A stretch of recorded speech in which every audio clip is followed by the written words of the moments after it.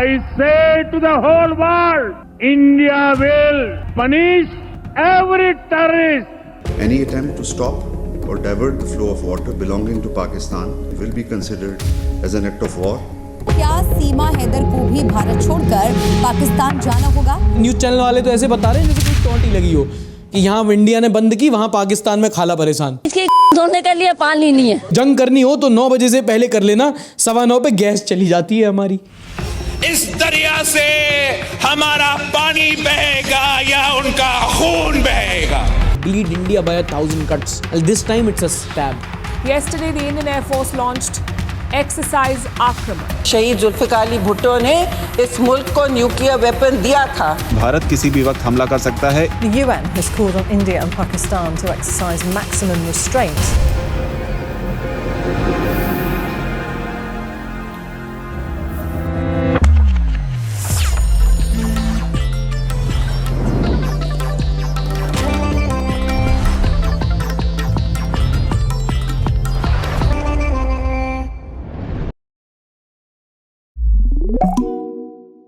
नमस्कार, आदाब, this is सार्थक and welcome back on the Sunday show. Pahalgam 22 अप्रैल 2025। शहर से 5 किलोमीटर दूर बैसारन में लोग छुट्टियां मनाने आए थे। करीब 1:30 बजे दोपहर में जंगल से कुछ बंदूकधारी निकलते हैं। लोगों से उनका नाम पूछते हैं। टूरिस्ट को लगा कि सिक्योरिटी वाले हैं। उन्होंने नाम बताया और शायद इससे पहले सरनेम बताते शरीर में पीतल डाल दिए। आदमियों को मारा और औरतों से बोला, जाओ बता दो मोदी को कि 20 मिनट में 26 लोग भून दिए गए हैं। इस हमले की जिम्मेदारी आतंकी संगठन द रेजिस्टेंट फ्रंट ने ली। कुछ समय पहले रियासी में हमला हुआ था, उस घटना के जिम्मेदार भी यही लोग थे। गोली मार दी यहाँ पे उसने बोला कि शायद मुस्लिम नहीं है, उसने उसको गोली मार दी कि मुसलमान अलग हो जाओ और हिंदू अलग हो जाओ, जेंट्स को बस, और हिंदू वाले जेंट्स को गोली मार दी। अब शायद इतना गुस्सा नहीं होता अगर गोली, टोपी, टीका, जनेऊ देखे बिना छाती चीरती। यहां पूछा गया, हिंदू हो, पैंट उतारो, कलमा पढ़ो और मरो। एंड मुझे भी नहीं लगा था कि इस इंसिडेंट को ऐसे बताना पड़ेगा, पर जो हुआ वो हुआ, जो है वो है। I say to the whole world, India will identify, track and punish every terrorist and their backer. आतंकवाद का धर्म नहीं होगा, पर आतंकवादियों का और उनकी गोली खाने वालों का धर्म तो था। इस घटना के बाद देश भर में शोक का माहौल है, आक्रोश का माहौल है। इंडिया ने पाकिस्तान से अपने डिप्लोमेटिक रिलेशनशिप्स खत्म कर दिए हैं। इन बोल्ड अटारी बंद है। इंडिया पाकिस्तानियों को आने का वीजा नहीं देंगे और जिन्हें दिया वो वापस। और सिटीजन छोड़ो, जो मिलिट्री डिप्लोमेट्स हैं उनको तक रिटर्न टिकट थमा दिया है। अब सवाल यह है कि क्या सीमा हैदर को भी भारत छोड़कर पाकिस्तान जाना होगा? पाकिस्तान से भारत आई सीमा हैदर को वापस पाकिस्तान भेजने की मांग कुछ लोग उठा रहे हैं। सीमा हैदर के छलके आंसू। वहां सीमा पे टेंशन है, इन्हें सीमा की टेंशन है। सीमा हैदर को भी वापस पाकिस्तान जाना होगा? ऐसा करो, आप ही छोड़ के आ जाओ इनको वहां तक। एंड सबसे इंपॉर्टेंट, इंडिया ने इंडस वाटर ट्रीटी, सिंधु जल समझौता रद्द कर दिया है। तो उधर पाकिस्तान ने भी अपना एयर स्पेस इंडियन एयरलाइंस के लिए बंद कर दिया है। And same, visa cancel, diplomats वापस। और इंडिया से अपना सारा ट्रेड खत्म करने को कह दिया है। अब सिर्फ टेरर एक्सपोर्ट करेंगे। इनफैक्ट पिछले कुछ दिनों में क्रॉस बॉर्डर फायरिंग भी हुई है। And at this point the two countries are on the verge of a war. Yesterday, the Indian Air Force launched Exercise Akraman. याद रहे कि शहीद जुल्फिकार अली भुट्टो ने इस मुल्क को न्यूक्लियर वेपन दिया था। इस दरिया से हमारा पानी बहेगा या उनका खून बहेगा। दहशत के पीछे वजह है कि भारत किसी भी वक्त हमला कर सकता है। The UN has called on India and Pakistan to exercise maximum restraint as each side threatens the other. देखो, विक्टिम्स पे बड़ी नाइंसाफी होगी अगर आपने इस टाइम पे सिक्योरिटी फेलियर पे भी सवाल नहीं उठाया। चश्मदीदों ने खुद कहा है कि जिस टाइम पे घटना हुई बैसारन में एक भी सिक्योरिटी पर्सनल नहीं था। कोई नहीं आया वहाँ पे 1.5 घंटा, वो जिंदा था तब तक, कोई नहीं आया वहाँ पे। अगर कोई हेल्प होती, आर्मी होती तो फिर वो बच सकता था, कोई नहीं आया वहाँ पे। और उसका रीजन ये दिया कि वहां पे टूरिस्ट का जाना तो अलाउड ही नहीं था। अगर अलाउड नहीं था तो कैसे 2000 वहां पे पहुंच गए 2 दिनों में? अच्छी सिक्योरिटी नहीं दे सके, कोई नहीं, अच्छा बहाना तो दे दो। और इसी बीच अगर आवाम की बात करो, जहां इंडिया वाले फुल गुस्सा में हैं कि बर्बाद कर देंगे, लाहौर कराची उड़ा देंगे, पूरे प्लान बन रहे हैं, पाकिस्तानी अलग हैं, वो मीम बना रहे हैं, उनका अलग ही चल रहा है। एक रील है कि India can beat Pakistan in everything except for their sense of humour. ये सबसे ज्यादा वायरल हुआ। वजाहत काजमी बोलते हैं, hello India, Pakistan is all set ready, bring it on. तो एक आदमी जी बोलता है, तू खुद दुबई में रहता है, हमारी क्यों मरवा रहा। India has suspended Indus water treaty with Pakistan. Pakistan से बंटी भाई बोल रहे हैं कि भाई पानी वानी रोक दो, लेकिन सोनम बाजवा जी की रील्स नहीं रुकनी चाहिए please. Is India gonna bomb us? No lol, they aren't that stupid. I wish they were stupid. When is this misery gonna end, bro? Pakistani user बोलते हैं, the funniest shit is that there is absolutely nothing India can threaten us with that we haven't already been suffering at the hands of our government. पानी रोक लोगे? वैसे ही नहीं आता। मार दोगे? हमारी गवर्नमेंट मार ही रही है। लाहौर ले लोगे? ले लो, आधे घंटे बाद खुद ही वापस करके जाओगे। जंग करनी हो तो 9 बजे से पहले कर लेना, 9:15 पे गैस चली जाती है हमारी। It's time to use these monsters, Modi ji. तो अब्दुल्ला भाई कहते हैं, you will be dealt accordingly। तुम्हारे पास रफाल है, हमारे पास breaking complete blackout in Karachi after a loud noise. Is it beginning? अबे सॉरी, ट्रांसफॉर्मर उड़ गया हमारा मोहल्ले का, मैं समझा India. Time to erase Pakistan from the map. मैं फिर से ड्रॉ कर लूंगा, शागा लगा। अबे हालांकि इंटरनेशनल मीडिया में पाकिस्तान ने कहा है कि इसमें उनका कोई हाथ नहीं है, ये हमारे लड़के नहीं है। और फिर सवाल उठता है कि अगर पाकिस्तान ने ये नहीं किया है तो कौन समझाएगा तुम्हें कि इनके खाने के और दिखाने के दांत सेम नहीं है, इन्होंने ही किया है, इट इज देम। सबको पता है कट्टरपंथ जो रोटियां सेक रहे हैं, राशन यही देते हैं। इनकी ऑफिशियल स्ट्रेटेजी है, bleed India by 1000 cuts, this time it's a stab. तो सवाल ये बिल्कुल नहीं है कि कौन किया, सवाल ये है कि क्यों और अभी क्यों। उसके कई सारे रीजंस हैं, एक एक करके बात करते हैं। शायद आपको ये सुन के थोड़ा अजीब लगे, but Indian border is probably the most peaceful part of Pakistan. सच यही है, वाघा पर ये बचे हैं, बाकी जगह इनके लगे हैं। It is an act of desperation, as Shyam Saran brilliantly explains in this article. देखो बहुत सारे रीजन है जहां से पाकिस्तान का फ्रस्ट्रेशन अभी देखा जा सकता है। पाकिस्तान की डिप्लोमेसी का मेजर रीजन ये रहा है कि एक को फंसा के दूसरे को लूटो। अफगानिस्तान को ये as a bargaining chip use करते थे, लेकिन 2021 में जब यूएस वहां से बैकआउट कर गया तो अब वो इनके पास बचा नहीं। फिर इनकी इकोनॉमी इतनी खराब है कि जो गल्फ कंट्रीज है वो इनको बार बार बेल आउट करके परेशान हो चुकी है। चाइना से भी इनके रिलेशंस खास नहीं चल रहे, क्योंकि चाइना इनके यहाँ बेल्ट एंड रोड इनिशिएटिव बनाना चाह रहा है और उनके जो खासकर इंजीनियर्स आते हैं उनको बलोच मिलिटेंट्स बार बार मार देते हैं, तो वो इनको सिक्योरिटी गारंटी नहीं कर पा रहे। उसके बाद ईरान से जो इनके बॉर्डर शेयर होते हैं वहां भी बहुत इंस्टेबिलिटी रही है। तो जब ये इतने इनसिग्निफिकेंट हो रहे थे, this can be an act of desperation. दूसरा हो सकता है इनके इंटरनल कॉन्फ्लिक्ट। जो सिंध रीजन है पाकिस्तान का, वहां पर हाल ही में बहुत प्रोटेस्ट हो रहे थे, क्योंकि इन्होंने कुछ कैनाल्स बनाए थे जो ज्यादातर इंडस रिवर का पानी है जिसको रोकने की भी बात हो रही है, वो ज्यादातर पंजाब रीजन में जा रहा था। और सिंध वाले प्रोटेस्ट कर रहे थे कि पंजाब में तो वैसे ही अच्छा खासा पानी है, हम लोग यहाँ पे सूखे प्यासे मर जाएंगे। तो अपनी आवाम को भटकाने के लिए भारत से युद्ध छेड़ने की कोशिश। तीसरा रीजन हो सकता है टू डिस्टेबलाइज इंडिया, जो पाकिस्तान की एक ट्राइड एंड टेस्टेड टैक्टिक रही है, ब्लीड इंडिया बाय 1000 कट्स। 370 हटने के बाद से कश्मीर में नॉर्मलसी आने लगी थी। वहां पे बहुत सारे टूरिस्ट जा रहे थे, वहां के लोगों की इकोनॉमी स्ट्रांग हो रही थी, वहां के लोगों को पैसा मिल रहा था, व्यापार मिल रहा था और खुशहाली वापस आ रही थी। तो कश्मीर इनको लगा इनके हाथ से जा रहा है। CSDS के एक प्रोफेसर हैं, आर्टिकल में कहते हैं, it's Pakistan core believe that its interest are spelled by the lack of normalcy in Jammu and Kashmir, specially in the valley. और फिर जब ऐसी एक घटना होगी, जब आम भारतीय नागरिक कश्मीर जाने से डर जाएंगे, वहां टूरिज्म कम हो जाएगा, वहां के लोगों के खिलाफ नफरत फैलेगी, एक इकोनॉमिक लॉस होगा उनको, ये पाकिस्तान के इंटरेस्ट में प्ले करेगा। एक ट्वीट बहुत अच्छा पढ़ा था मैंने, people are saying don't travel to Kashmir, dry their funds, kill them financially. Well that is exactly what terrorist and their enemies want, to alienate Kashmir, to make Kashmiris feel they don't belong, to divide India on the basis of religion, we are giving in to their plans. एक और वजह हो सकती है भारत में religious feud, धार्मिक उन्माद फैलाना। भारत की तरह पाकिस्तान सेक्युलर नहीं है, शायद इसीलिए इनकी ये हालत है आज। ये आज से नहीं, हमेशा से कश्मीर में, इंडिया में हिंदू मुसलमान का डिवाइड क्रिएट करना चाहते हैं। इनके आर्मी जनरल असीम मुनीर, इसी महीने की उनकी एक बहुत डिवाइड कर देने वाली स्पीच थी, जिसमें उन्होंने कहा था, अपनी मिल्लत पर कियास अक़वाम ए मगरिब से न कर,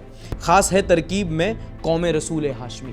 इसका मतलब है कि बाकी सब ठीक है, लेकिन जो भाई इस्लाम की कौम है उसकी बात ही अलग है। ये बातें इसलिए करते हैं ताकि लोगों को धर्म के नाम पे बांट सके। तभी इस बार जो हमला हुआ उसमें जानबूझ के हिंदू विक्टिम्स रखे गए ताकि आक्रोश फैले और हिंदू मुस्लिम में डिवाइड और क्रिएट किया जा सके। उसके अलावा एक छोटा सा रीजन, ये एनआईए ने जो रिपोर्ट सबमिट की है, जहां उन्होंने इस वाले टेरर अटैक को जो 21,000 करोड़ का ड्रग हॉल पकड़ा गया था मुंद्रा पोर्ट से, उससे कनेक्ट किया, पर मुझे इसमें कुछ दम नहीं लगा। मुझे बताना था तो मैंने बता दिया। बट जो भारत सरकार द्वारा लिया गया सबसे बड़ा फैसला था वो था सिंधु जल समझौता, इंडस वाटर ट्रीटी को सस्पेंड करना। That is in the news and in the spotlight this week.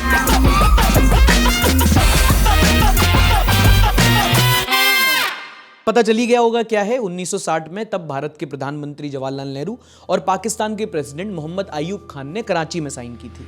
थोड़ी देर के लिए मैप्स का सहारा लेते हैं। इस ट्रीटी में बेसिकली डिसाइड हुआ था कि भारत और पाकिस्तान के बीच इंडस रिवर सिस्टम का पानी कैसे डिवाइड होगा। देखो, जो पूरा इंडो गैंजेटिक प्लेन है ये हिमालय से निकली नदियों से बनता है।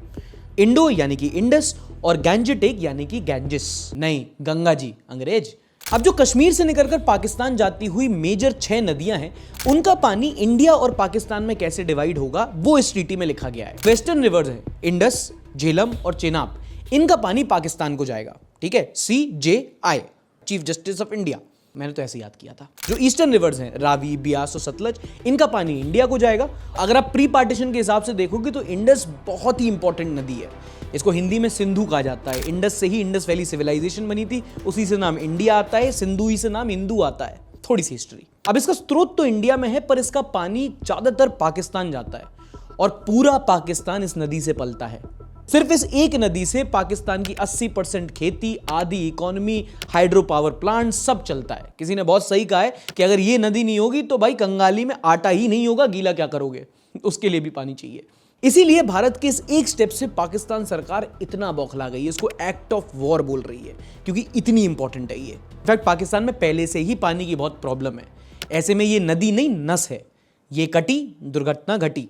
नो, इंटरेस्टिंग बात यह है कि इस ट्रीटी में कोई एग्जिट क्लॉज नहीं है। कितना पानी देना है वो लिखा है, पर कब तक ये नहीं लिखा। और अगर ऐसे अब्रप्टली इंडिया ट्रीटी कैंसिल कर देता है तो पाकिस्तान वर्ल्ड बैंक जाके कर सकता है। क्या कर सकता है ये ना पाकिस्तान को पता है ना वर्ल्ड बैंक को। अब हालांकि इंडिया और पाकिस्तान की बहुत रफ हिस्ट्री रही है, 3 जंग लड़ी हैं दोनों देशों ने, पर कभी भी भारत में किसी भी सरकार ने इंडस वाटर ट्रीटी पे हाथ नहीं लगाया इंसानियत के बेसिस पे कि भाई पानी पे आप थोड़ी बार्गेनिंग करोगे। पर रीसेंट टाइम्स में इसको मॉडिफाई करने की बात बार बार हुई है, क्योंकि जब भी इंडिया इन तीनों नदी पे कोई छोटा मोटा प्रोजेक्ट भी करने की सोचता था, पाकिस्तान पहुंच जाता था कंप्लेंट लेके कि अरे ये तो ट्रीटी के अगेंस्ट जा रहा है। हम इतने भी बुरे नहीं थे जितने इल्जाम लगाए लोगों ने। लेकिन अब जब पानी बिल्कुल ही सर के ऊपर से जा चुका है तो फिर हिंदू का बदला सिंधु से, हमने ट्रीटी खुद ही रोक दी।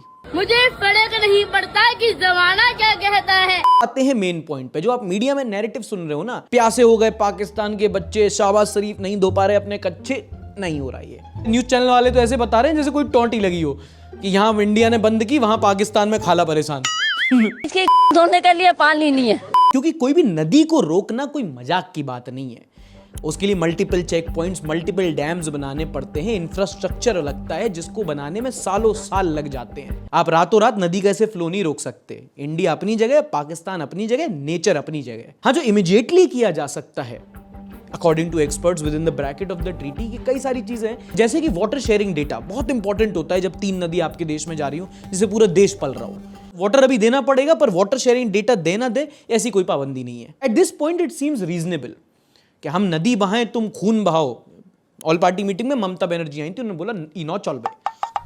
ओके, इस हफ्ते यूपीएससी के रिजल्ट्स भी डिक्लेयर हो गए हैं। लगभग 10 लाख कैंडिडेट्स ने अप्लाई किया था, जिससे सिर्फ 1000 सिलेक्ट हुए हैं। कंपटीशन समझ रहे हो। खैर, ऑल इंडिया टॉप किया है प्रयागराज की शक्ति दुबे ने। इनके बाद जिनका नाम आता है वो है हर्षिता गोयल, डोंगरे अर्चित प्रयाग, शाह मार्गी चिराग और आकाश गर्ग। इन बच्चों को मिलती है हमारी तरफ से बधाई और मुझे मिलती है स्पॉन्सरशिप।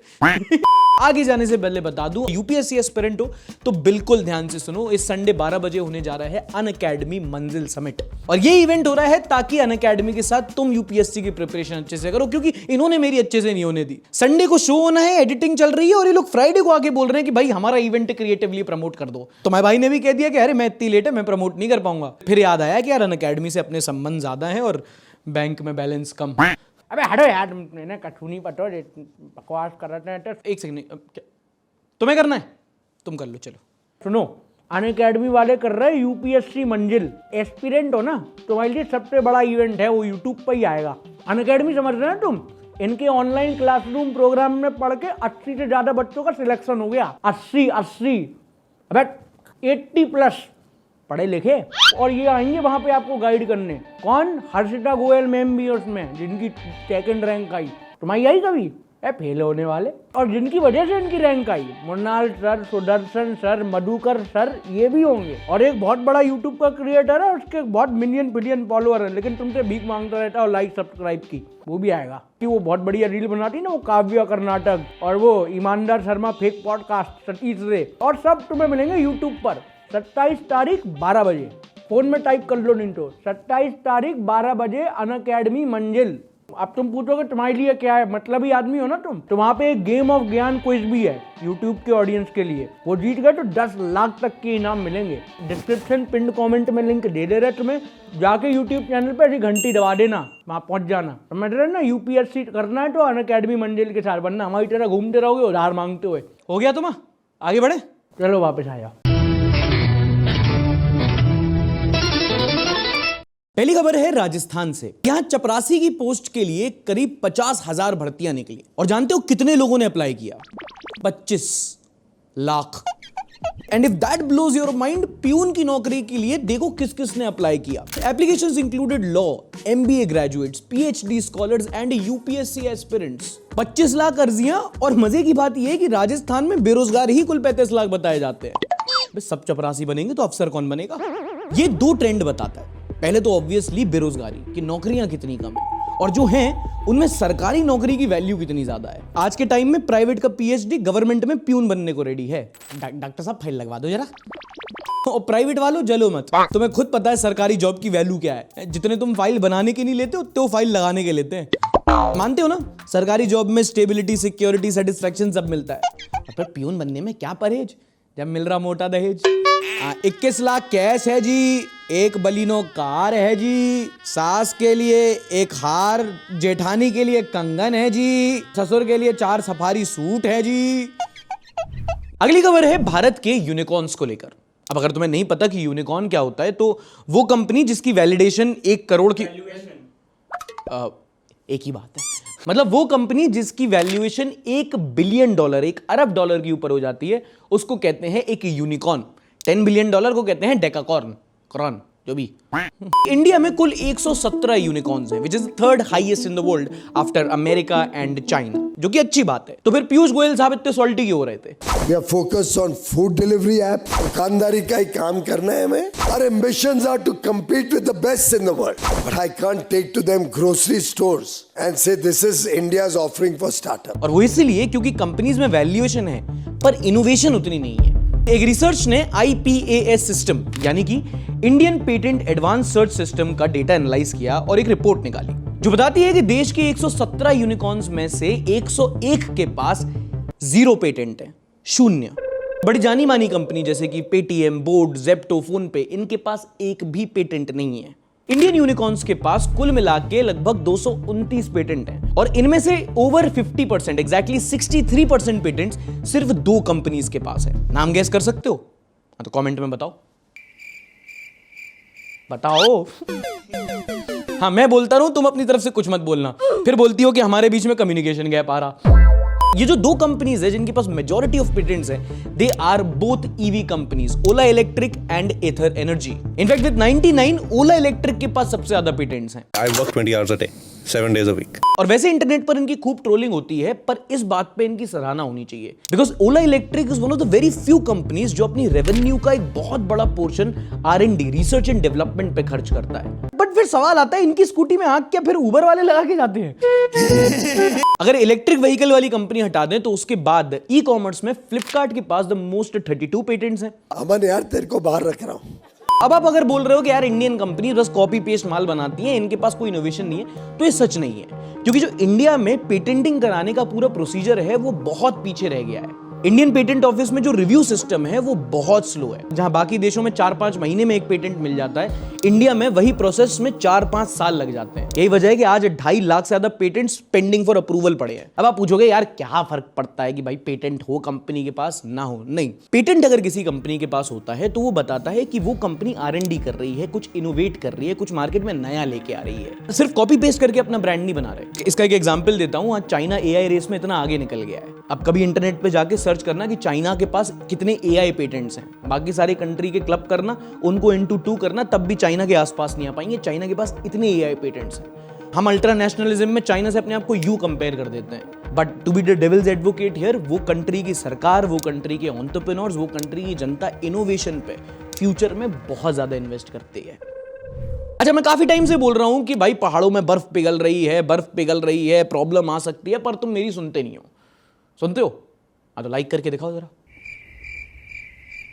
नहीं सुनते ना, वही तो बोल रहा हूं। इनकी सुनो। International centre for integrated mountain development, इन्होंने अपनी एक रिपोर्ट में बताया है कि हिंदू कुश ग्लेशियर, जहां से गंगा जमुना का उद्गम होता है, वहां साल दर साल बर्फ कम होने लगी है। एंड एविडेंटली पिछले 23 सालों में सबसे कम स्नो, सबसे कम बर्फ 2025 में बची है। और हिंदू कुश नहीं रहेगा तो हिंदू खुश नहीं रहेगा।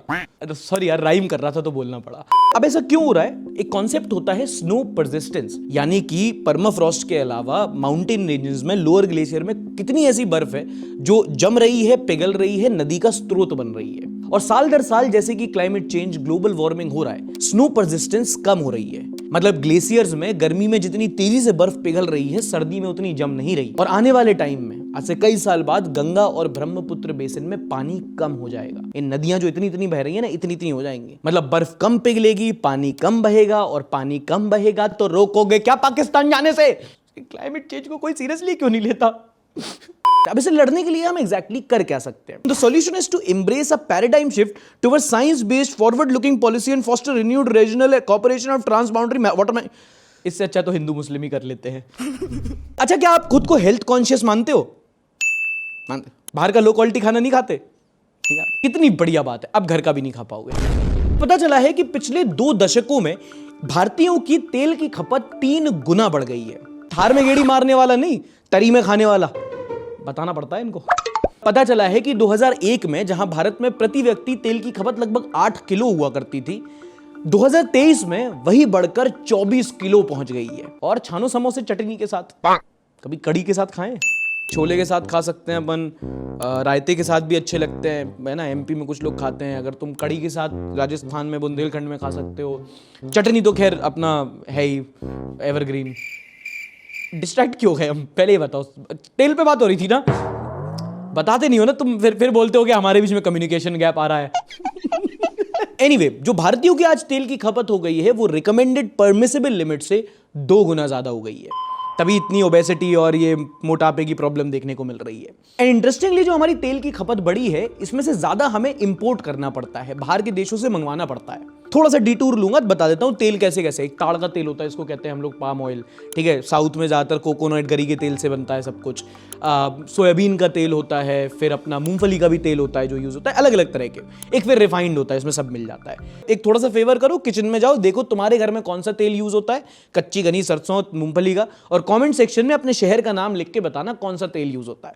थोड़ा ऐसे ही पता लगेगा। एनीवे, तेल आता कहां से? पाम ऑयल आता है इंडोनेशिया से, सोयाबीन ऑयल ज्यादातर साउथ अमेरिकन देशों से, अर्जेंटीना, ब्राजील से आता है, और सनफ्लावर ऑयल आता है रशिया और यूक्रेन से।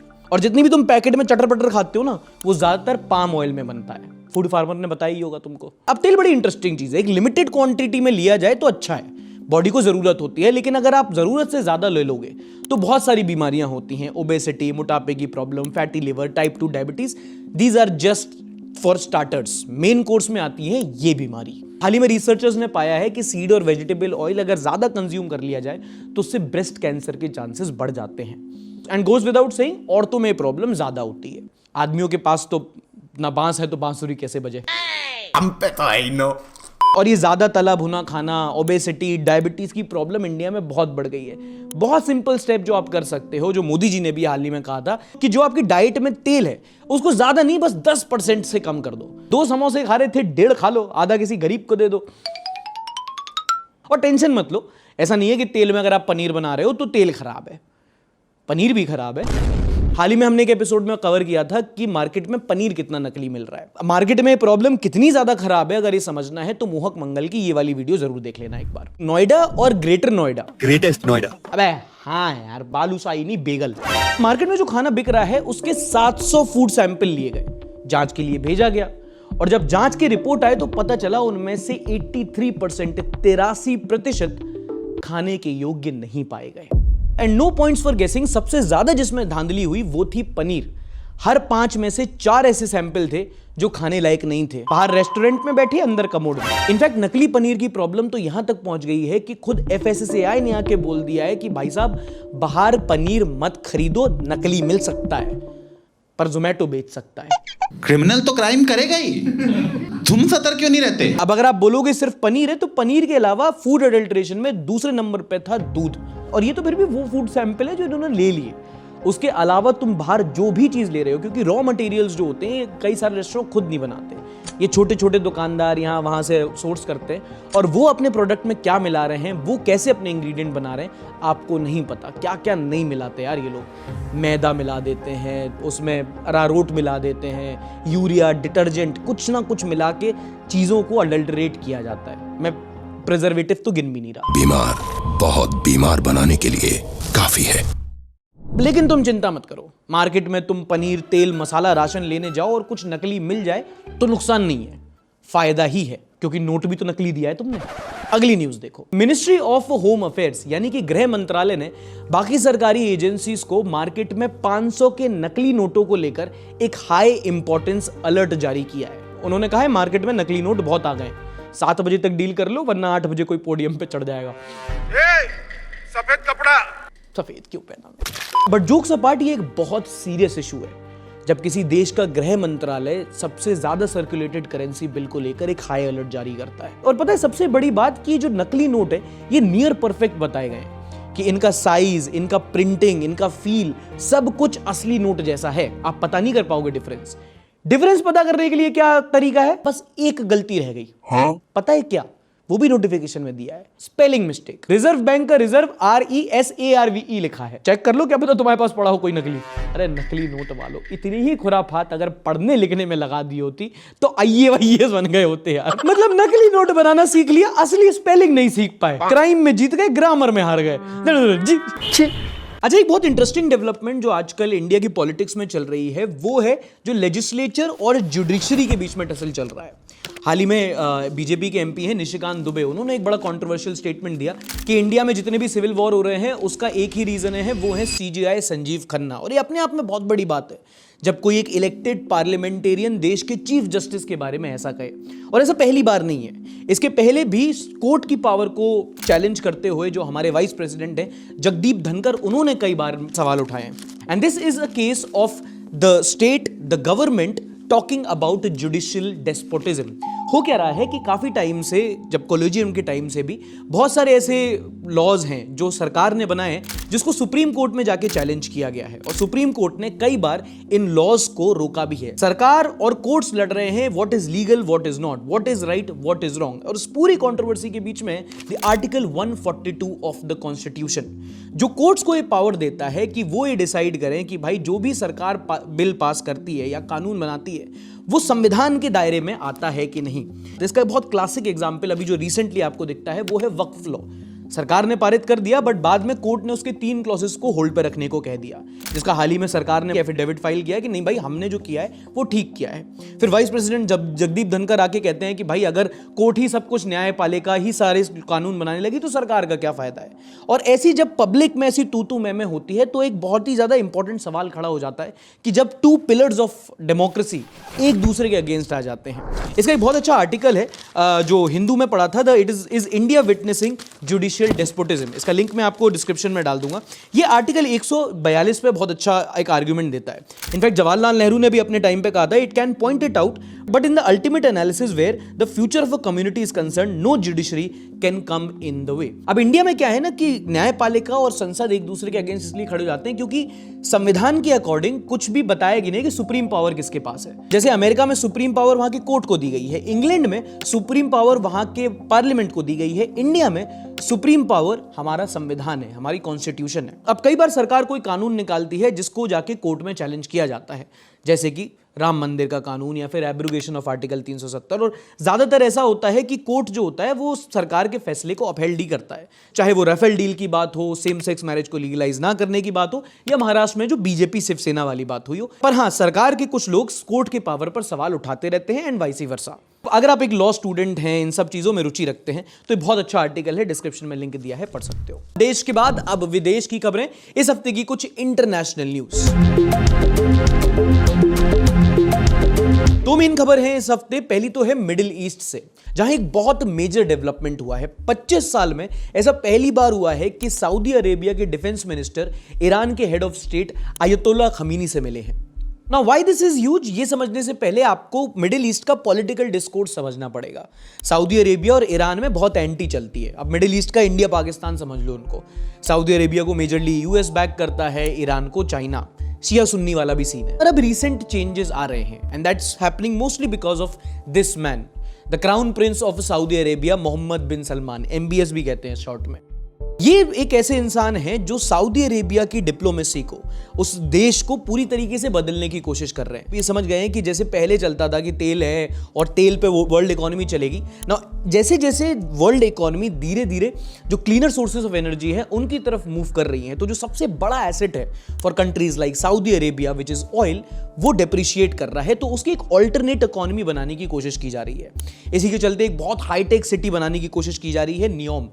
राजस्थान रॉयल्स की तुमने जर्सी देखी हो तो उस पर स्पॉन्सरशिप भी है उसका, और उस पर और समझना चाहते हो तो एक जॉनी हैरिस क्रिएटर है, उन्होंने एक वीडियो बनाई है, देखना। उसके अलावा सऊदी अरेबिया को एक इंटरनेशनल डिप्लोमेसी का हब बनाया जा रहा है। हाल ही में रियाद टॉक्स हुए थे जहां पर रशिया यूक्रेन वॉर को ब्रोकरेज करने की वहां पे कोशिश हुई थी।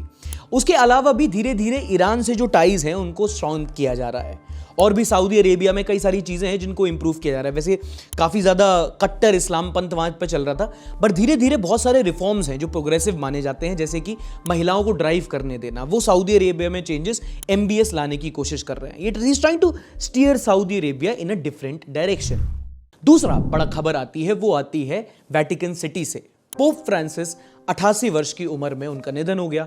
अब वो हमारे बीच नहीं रहे। अब देखो, पोप पैपेसी अगर जिसको नहीं पता है, क्रिश्चियंस के धर्मगुरु होते हैं पोप एक तरह से, और पोप फ्रांसिस इस मामले में बहुत ज्यादा स्पेशल इसलिए थे क्योंकि जो पैपेसी थी, जो पोप होते थे, यूजुअली बहुत ज्यादा रूढ़िवादी सोच के होते थे, बहुत ट्रेडिशनल कंजर्वेटिव सोच के होते थे। लेकिन जो पोप फ्रांसिस अभी आए थे, पहली बात तो वो साउथ अमेरिका के पहले पोप थे। He was the first pope who was elected from the America's. दूसरा, उनके ऐसी कई सारी पॉलिसीज थी जो लेके आए थे, जो उन्होंने किया था, जो उनके पोप के टेन्योर को बहुत ज्यादा स्पेशल बनाता है। पहले तो वो बहुत सारी ऐसी चीजों पे बात करते थे जो यूजुअली पोप करते नहीं थे। क्लाइमेट चेंज पे उन्होंने बात की है, मार्जिनलाइज कम्युनिटी के बारे में बात करते थे, सेम सेक्स मैरिजेस के बारे में उनके जो ओपिनियन थे वो काफी लिबरल हुआ करते थे। इनफैक्ट इंटरनेशनल रिलेशंस के मामले में भी बात करो तो 2014 में जो US क्यूबा का पीस ब्रोकरेज हुआ था, उसमें पोप ने काफी ज्यादा हेल्प की थी। अब वो हमारे बीच नहीं है। अब नया पोप बहुत जल्दी इलेक्ट होने वाला है, और उसका भी एक बड़ा इंटरेस्टिंग तरीका होता है। सेंट बेसिलिया में से एक वाइट स्मोक निकलता है। जब वो वाइट स्मोक निकलता है तो दुनिया भर के क्रिश्चियन सेलिब्रेट करते हैं, क्योंकि उनका मानना ये होता है कि नए पोप के इलेक्शंस सफल हो गए हैं। अब हम इस हफ्ते इंटरनेट पर सबसे ज्यादा वायरल, सबसे ज्यादा शेयर की गई वीडियोस को डिस्कस करेंगे इन द नेक्स्ट सेगमेंट।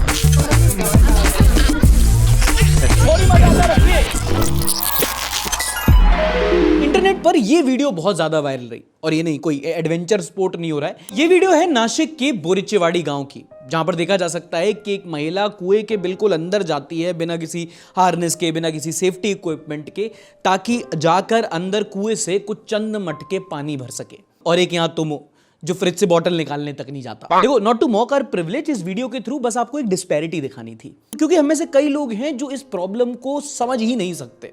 हम लोग अपने शहरों में रहते हैं, कई लोग शावर से नहाते हैं, कई लोग जकूजी में लीटरों पानी बहा देते हैं। एट द सेम टाइम हमारे देश में ऐसे कई सारे जिले हैं जहां पर पानी की भारी किल्लत है। राजस्थान तो हमको बताया जाता है, पर उसके अलावा भी बुंदेलखंड, विदर्भ, एर्नाकुलम, रंगारेड्डी, कई सारे ऐसे जिले हैं जहां पर लोग बूंद बूंद पानी को तरसते हैं। कई सारी जगह ऐसी हैं जहां पर शावर तो छोड़ो, पीने का मटका भरना है तो मीलों चढ़ के घंटों हैंडपंप चलाना पड़ता है, वो भी अगर भूतल में पानी बचा हो तो।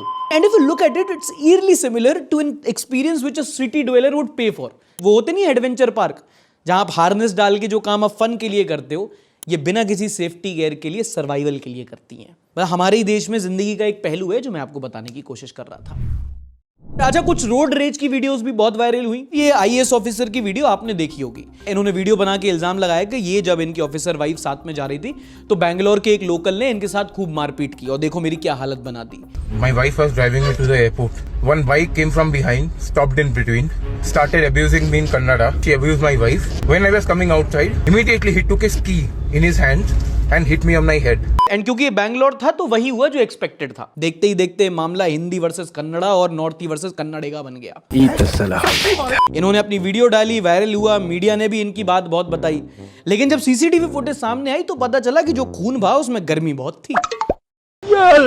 जैसा नैरेटिव ट्विस्ट किया, इनको फोर्स में नहीं मीडिया में होना चाहिए था। ऐसे ही एक वीडियो वायरल हुई गुड़गांव से, जहां पर कुछ बाइकर्स और वहां के लोकल में झगड़ा हो गया, फिर भाई गाली गलोच, मार धाड़, तोड़फोड़, फिर बाद में पुलिस ने इन केसेस में गिरफ्तारी कर ली। और शायद आप तक पहुंचती नहीं होंगी, पर हर हफ्ते रोड रेज की ऐसी वीडियो सामने आती रहती हैं। कभी ट्रक वाले ने ठेले वाले को पीट दिया, कार वाले ने कैब वाले को पीट दिया, और गाड़ी के साथ साथ गाली तो चल ही रही है। और ये मैं ऐसे ही नहीं बोल रहा हूं, सरकार का खुद का डेटा है कि हमारे देश में रोड रेज के केसेस बढ़ते ही जा रहे हैं, और उसकी कुछ वजह भी है। आदमी भी ऐसा ही है, दिन में कारोबार करके रात में कारोबार करता है। आदमी सड़क पर, गाड़ी फुटपाथ पे चल रही है। होगा ही जब आदमी रोड पे कम, ट्रैफिक में ज्यादा होता है। और सबसे बड़ा कारण ऑल्टो की शक्ल वाले थार की ड्राइविंग सीट पे बैठे हैं। अच्छा, आपने किंग ऑफ गुड टाइम्स के बारे में सुना होगा। अब दिखाता हूं आपको क्वीन ऑफ गुड टाइम। ये देखो, ये वीडियो है बिहार से, जहां ये महिला बुरखे के अंदर 9 लीटर दारू स्मगल करके बेच रही थी। हाँ, हिंदू महिला शराब बेच रही है बुरखा पहन के। मुसलमान भी ऑफेंड, हिंदू भी ऑफेंड। हाउ साइकुलर। और भी बहुत अजीबोगरीब वीडियोस, भाई समझ में नहीं आया कैसे दिखाऊं आपको। डॉक्टर, टीचर, इतने अच्छे प्रोफेशन, बच्चों को दारू सुट्टा पिला रहे हैं। इनसे अच्छे तो एक्टर हैं, क्योंकि वो गुटखा खिला रहे हैं। और अब हफ्ते की कुछ बिजार खबरें in the next segment, nonsense news.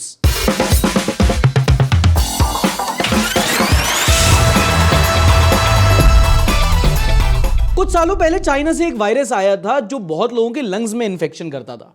याद है ना, कुछ की जान कुछ की जवानी खा गया था वो। खबर है चाइना के चोंगचिंग से। यहां पर एक व्यक्ति को सीरियस फंगल लंग इन्फेक्शन हो गया क्योंकि वो हर रोज अपने मोजे सूंघता था। और इससे जब पूछा गया कि भाई अपने गंदे मोजे क्यों सूंघते थे तुम, तो बोला ऐसे ही सेक्सी लग रहा था। मैं हूं आदत से मजबूर। और अगर तुम्हें लग रहा है कि कैसी अजीब और गरीब आदत है, अपने मोजे कौन सूंघता है, तो बता दूं चाइना में ये पहले से हो रहा है। और भी पहले कुछ लोग अपने मोजे सूंघने की वजह से अस्पताल जा चुके हैं। वहां पर टेक्नोलॉजी में चाइना हमसे 100 साल आगे है, पता था। गलीचपने में भी है। यहां लोग शराबों के नहीं कर पा रहे, वहां जुराबों के नशे हो रहे हैं। You know, socks on the rocks. Sorry. और ये चाइना वालों के शौक बहुत अलग हैं यार। ये चमगादड़ खाते हैं, मोजे सूंघते हैं। इनसे अच्छा तो हमारे देसी हॉस्टल वाले लड़के हैं। उनका खाना पीना सूंघना सब आयोडेक्स में हो जाता है। अब देखते हैं कुछ अजब प्रेम की गजब कहानियां। खबर है यूपी के मुजफ्फरनगर से। यहां एक महिला अपने पति और 3 बच्चों को छोड़ के भाग गई, अपने भाई के साथ, वो भी अपने बच्चों के। क्या पता है तुम्हें, समझ में नहीं आया, एक बार खबर सुन लो। ब्यूटीफुल थी मासी, स्मार्ट था भांजा, दोनों को हुआ प्यार, फिर की हदें पार, अब मौसा दे रहा बच्चों की दुहाई। और फोटो देखो तुम मासी क्या छापी है, बिल्कुल करवी। अबे ठरकी। अरे यार छोड़ो यार, इस सब में नहीं पड़ते। अगली न्यूज लगाओ। अबे आजकल भाई पति पत्नियों के रिश्ते टूट रहे हैं, और जो जुड़ रहे हैं वो ऐसी अजीबोगरीब हैं। सास दामाद, देवर भाभी, मौसी भांजा, और अगली सुनोगे, समधी से संधी। अगला वाला कहां हुआ है? यूपी फिर यूपी। क्या चल रहा है तुम लोग का स्वीट होम अमरोहा? बदायूं में एक खबर बहुत वायरल हुई, जहां एक शादीशुदा महिला अपने समधी के साथ भाग गई। समधी जी घायल हैं, आज हमारे दिल में सामने समधन है। और जब ये वायरल हुई तो लोगों ने बोला पति ड्राइवर, समधी हैवी ड्राइवर। चलो बदायूं से आते हैं, अगली नॉनसेंस न्यूज सुनो मेरठ से, जहां पर एक व्यक्ति को टेस्ला बताकर टाटा में बिठा दिया। दरअसल एक लड़के को शादी के लिए लड़की दिखाई गई जो उसको पसंद आई और फिर लड़के की शादी करा दी गई उस लड़की की मां से। बेटी दिखा के मां ब्याह दी। बताओ बेचारा क्या, बात कुछ और थी, बताई कुछ और गई। खबर यही है, निकाह के लिए दिखाई बेटी, फिर 45 साल की विधवा मां से करा दी शादी। थाने पहुंचा युवक। तुम्हें लग रहा होगा tariff, Trump, India Pakistan war news है, नहीं, यूपी वालों के अपने ही वॉर चल रहे हैं। डैडी बनना चाहता था, मम्मी से शादी हो गई। अब अगर तुम्हें लग रहा है कि यार यही दिक्कत होती है कि एकदम से अरेंज मैरिज कर लो, शादी भी हो जाती है, पहले डेट कर लेना चाहिए, डेटिंग ज्यादा बेटर होती है, तो जी घंटा। रेडिट पर यह पोस्ट बहुत वायरल रहा, जहां पर एक 26 साल के लड़के ने बताया कि वो अपनी 27 साल की गर्लफ्रेंड को 4 साल से डेट कर रहा था। सब सही चल रहा था, लेकिन उसको कुछ पैटर्न नोटिस हुआ कि जो लड़की के दोस्त थे वो अमूमन उससे उम्र में थोड़े बड़े हैं। लड़की मेकअप पे बहुत ज्यादा ध्यान देती है। फिर एक दिन उसने लड़की का पासपोर्ट देखा तो पता चला लड़की 27 साल की नहीं बल्कि 20 साल ज्यादा है, 47 साल की है। उसे लगा वो डेटिंग कर रहा है, पासपोर्ट देखा तो पता चला वो कार्बन डेटिंग कर रहा है। Guys, skin care is real shit. वाह, क्या लड़का है, वेरी हैंडसम बॉय। अब देखते हैं इस हफ्ते का अगला सेगमेंट, सम पॉजिटिव न्यूज। अब देखो, ऐसा कुछ पॉजिटिव नहीं है इस हफ्ते, टू बी वेरी ऑनेस्ट। देश भर में इस टाइम पे गुस्सा है, शोक है और नफरत भी है। पर हाँ, कश्मीर में मारा और मारे जाने के अलावा कुछ बचाने और संभालने की भी खबरें हैं, शायद आप तक आई नहीं। जो हिंदू मारे गए उनकी लिस्ट में एक मुसलमान नाम भी है, नाम है सैयद आदिल हुसैन शाह। सैयद पहलगाम में टूरिस्टों को अपने घोड़े पे घुमाते थे और जब आतंकी हिंदुओं को मुसलमानों से अलग करके उनको हमला कर रहे थे, उनको मार रहे थे, तब ये जाके आतंकियों से भिड़ गए और बाकियों को बचाने के लिए खुद अपनी जान गंवा दी। जो उस घटना में हुआ उसमें कोई डाउट नहीं है, मारने वाले मुसलमान थे, मरने वाले हिंदू थे। लेकिन उस घटना के बाद जो हुआ है उसकी बात किसी ने नहीं की। इन्हीं के परिवार के सदस्य हैं नजाकत अली। उन्होंने 4 परिवारों को बचाया, वरना मरने वालों की संख्या 50 से ऊपर जा सकती थी। और ये तो कुछ एक्सट्रीम एग्जाम्पल्स हैं। वहां के जो खुद टूरिस्ट फंसे हुए हैं वो कह रहे हैं कि बाकी जो कश्मीरी हैं, जहाँ के जो लोकल्स हैं, वो उनकी बहुत मदद कर रहे हैं। लोकल्स उन्हें अपने घर में रुका रहे हैं, रेस्टोरेंट फ्री में खाना खिला रहे हैं। और जो वहाँ की टैक्सी यूनियन वाले हैं वो कह रहे हैं आप जहाँ भी रहते हो इंडिया में आपको फ्री में छोड़ के आएंगे। बस उनकी आंखों में शर्म है और हाथ जोड़ के माफी मांग रहे हैं। और अगर आप यहाँ पे भेड़ भेड़िए वाला आर्ग्यूमेंट दो तो आप बिल्कुल सही हो। किसी लोकल कश्मीरी की मदद के बिना ये सब नहीं हो पाता। कुछ होंगे जिनके हाथ खून में रंगे होंगे, लेकिन majority of local Kashmiris are hard working normal people, जिनका आधा जीवन इंसर्जेंसी और मिलिटेंसी और ये इंस्टेबिलिटी में बीत गया। 370 हटा, नॉर्मलसी की कुछ हो पाई, टूरिस्ट आए, इकोनॉमी बनी, एक नॉर्मल जीवन दिखने ही जा रहा था कि तब ये हो गया। और पता, हम आप इस पर 1-2 हफ्ते बात करके आगे बढ़ जाएंगे। सबसे ज्यादा कश्मीरीज ही इफेक्ट हुए हैं इस चीज से। अगर वो टेररिस्ट आए थे तो उन्होंने हिंदुओं को मारा पर कश्मीरियों को बर्बाद कर दिया। यही सबसे ज्यादा परेशान होंगे। रोजी रोटी इनकी गई है, ये भी बर्बाद हुए हैं। और अगर हम कहते हैं ना कि इस टाइम पे भारत को एकजुट खड़ा होना चाहिए, कश्मीर हमारा है, तो भाई कश्मीरी भी फिर हमारे हैं। अगर आप यहां हार गए तो फिर आतंकवादी जीत गए। This is a test as a nation. साथ है तो बात है, वरना हिंदू मर गए, कश्मीरियत भी मर गई और भारतीयता भी। तंग किया गया। अच्छा, ये भगवान क्या जुल्म है। में क्या जोड़ा कि 17 No! Me speaking skills inside my mind. The sun is up. To run it down. Anita. Sunita. Vanita. Vanita. ये AI है ना? ये असली में बोलता है ये? नहीं, रिलैक्स, इट्स AI गाइस। बोल रहा हूं AI है। अनीता, सुनीता, वनीता, क्या मतलब? अरे वो बोलता है अनीता, प्रणीता। अरे यार, bro is calling his ex name Bournvita. Month and situation. मतलब जब तुझे पैसों की जरूरत थी तो मैंने तुझे पैसे दे दिए, पर अब जब मुझे ही मेरे पैसों की जरूरत है तो तू पैसे ही नहीं देगा। वाह वाह वाह, फिर तो भलाई का जमाना ही नहीं रहा। पर भैया, आपने तो मुझे भीख में पैसे दिए तो तू भी भीख समझ के ही दे दे। ये देखा रिसेंटली, दिस लेटेस्ट न्यू रग of Instagram content creators. Rishabh Shukla हो गया, वो झूठी सुरभि और हसलिंग रंजन, क्या कैसा ही कंटेंट बनाते हैं। और वो कौन है, वो जो विजय जो गांव से बनाता है ना, वो भी बहुत बेहतरीन। मतलब इन लोग के छोटे कंटेंट होते हैं, कॉन्सेप्ट अच्छा होता है, फ्लिप कॉमेडी अच्छी होती है, मजा आता है देखने में। किस्मत कुछ नहीं होती, बिचौलिए में दम होना चाहिए। भाई इसकी शादी सहबाला की शकल का दूल्हा।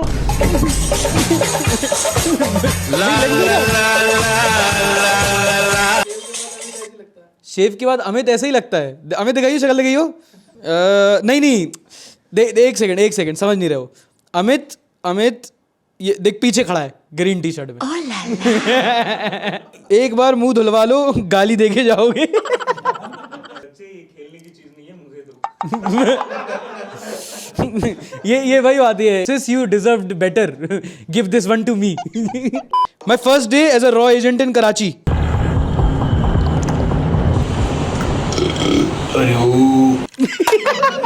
It was at this moment he knew. He fucked up.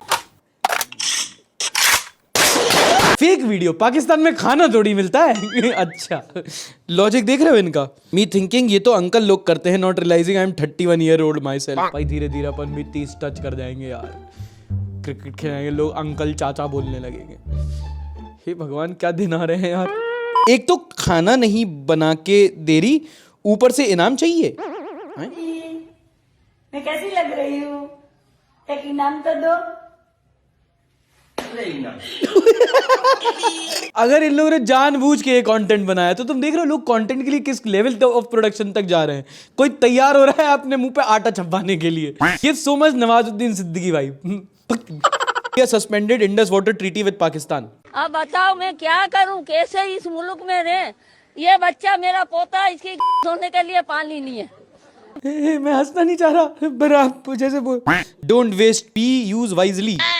कैसे डिफेंड करूं यार? देखिए अगर हम गाय के गोबर की बात करें तो मेरी मम्मी तो एकादशी के व्रत पे हमेशा गाय का गोबर लेती थी। ये देखिए 1 चम्मच गोबर।